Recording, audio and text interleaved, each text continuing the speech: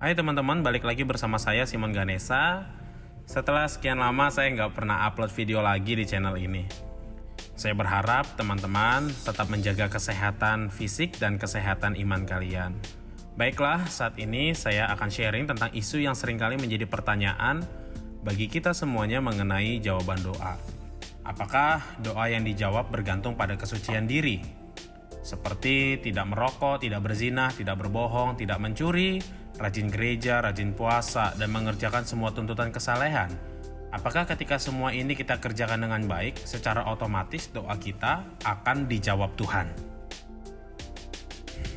Tuhan berkata kepada Salomo dalam 2 Tawarik 7 ayat 14, yang isinya, "Dan umatku yang atasnya namaku disebut merendahkan diri, berdoa dan mencari wajahku, lalu berbalik dari jalan-jalannya yang jahat, maka aku akan mendengar dari sorga dan mengampuni dosa mereka, serta memulihkan negeri mereka." Dan pemazmur juga menegaskan melalui pengalamannya sendiri di dalam Mazmur pasal 66, ayat 17 sampai ayat 20. "Kepadanya aku telah berseru dengan mulutku, kini dengan lidahku aku menyanyikan pujian. Seandainya ada niat jahat dalam hatiku, tentulah Tuhan tidak mau mendengar. Sesungguhnya Allah telah mendengar, Ia telah memperhatikan doa yang kuucapkan. Terpujilah Allah yang tidak menolak doaku dan tidak menjauhkan kasih setianya daripadaku." Oleh karena itu, saya mencoba untuk menaruh pikiran saya dalam pandangan awam, bahwa jika seorang anak memiliki sikap atau perilaku yang buruk, maka Tuhan tidak akan memberikan semua yang dia minta. Agar doa kita dijawab, maka kita harus berjasa kepada Tuhan dengan cara melakukan yang baik-baik. Namun pertanyaannya, sudah sebaik apakah kita sehingga Tuhan harus menjawab semua doa kita berdasarkan perbuatan baik itu? Sekarang ada 2 kemungkinan tentang kesalahpahaman akan hal ini yang ingin saya diskusikan. Keduanya akan mengakibatkan berkurangnya sukacita iman kita secara besar-besaran dan membuat kita menjadi lelah karena mengupayakan semuanya melalui tindakan kita. Pertama-tama adalah suatu kesalahan kalau kita berkata, Alkitab mengajarkan bahwa seseorang harus sempurna tanpa dosa agar doa kita dijawab. Anda tahu doa Bapa kami? Inti dari doa Bapa kami adalah permohonan yang Yesus ajarkan kepada kita dalam berdoa. Lalu Yesus juga bermaksud agar kita berdoa setiap hari, yang berarti bahwa Ia berharap agar kita berpikir bahwa doa adalah kebutuhan kita setiap hari. Inilah kesimpulan yang saya tarik. Karena Yesus mengajar kita untuk berdoa, "Ampunilah dosa-dosa kami," adalah sebuah kontradiksi untuk mengatakan bahwa agar doa-doa kita dijawab, kita harus hidup tanpa ada dosa atau pelanggaran sama sekali. Hal ini menjadi jelas bahwa Yesus bukan mengajarkan kita untuk hidup sempurna tanpa adanya secuil pelanggaran apapun pada diri kita, supaya doa itu dijawab. Orang yang doanya belum dijawab bukanlah orang yang kalah dalam berjuang melawan kedagingan.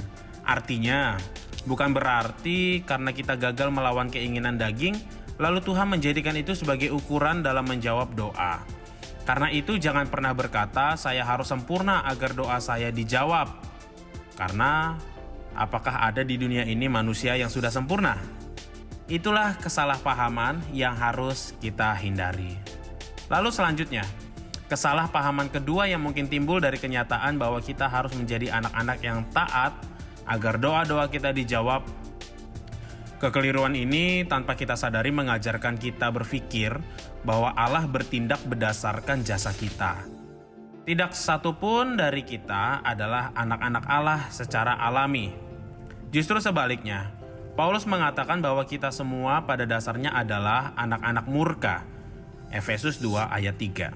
Yang artinya bahwa oleh belas kasihan, melalui kasih karunia, kita diadopsi menjadi keluarga Allah.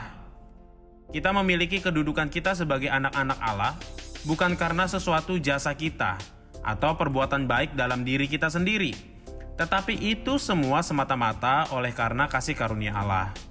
Oleh karena itu, ketaatan kepada Tuhan bukanlah sebuah tindakan agar menarik perhatian Tuhan untuk berbuat baik kepada kita dan menjawab semua daftar doa kita. Hati-hati jangan sampai terjebak dalam motif yang keliru seperti ini.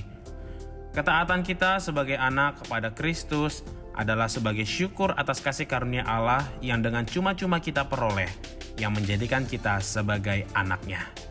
Iman yang benar kepada Kristus membuat kita menjadi anak-anak yang taat. Jadi, Tuhan menjawab doa kita bukan berdasarkan jasa atau perbuatan saleh kita, namun semata-mata itu semua karena kasih karunia-Nya. Lalu bagaimana kita mendapat keyakinan atas doa-doa kita? Matius 7 ayat 7-8 memberikan terang bagi kita. Mintalah, maka akan diberikan kepadamu. Carilah, maka kamu akan mendapat. Ketoklah, maka pintu akan dibukakan bagimu. Karena setiap orang yang meminta, menerima, dan setiap orang yang mencari, mendapat. Dan setiap orang yang mengetok, baginya pintu dibukakan. Ketika Yesus memerintahkan kita untuk meminta, mencari, dan mengetuk, Dia tidak hanya memerintahkan agar kita berdoa, tetapi juga agar kita hidup sebagai anak-anak Bapa. Jika kita berjalan dalam terang sebagaimana Dia sendiri yang adalah terang, maka kita akan memiliki persekutuan yang kuat dengannya dan melihat jawaban-jawaban doa yang luar biasa. Mintalah sebagai anak, maka Bapa akan memberikan yang baik kepada anak-anaknya. Amin.